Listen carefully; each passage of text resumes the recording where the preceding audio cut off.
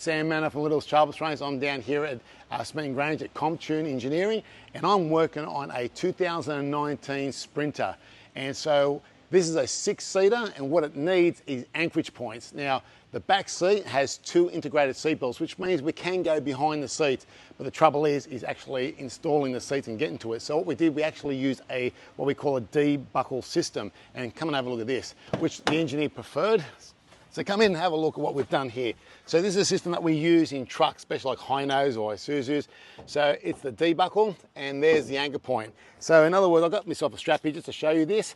So you can't just hook up to that there. That is illegal. You're not allowed to do that. So a loading point, anchor point, which means on your car seat, you'll have a top tether point like this, which means this generally will go down through the back, but because we're reversing it, so with your seat, you have to turn it upside down with the type of twist on it, hook it up, turn it.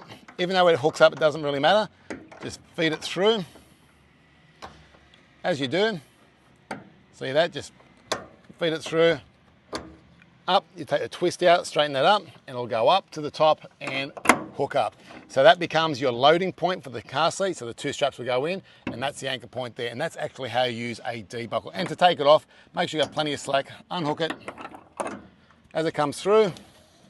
Again, to the end, twist it so the hook's facing you, through, turn, off it comes, and you're ready to go. So we're able to, this is a 4-seater across the back, we're able to put the 3 points here. Can we put a 4th one? Absolutely not a problem. It does require an engineer's report.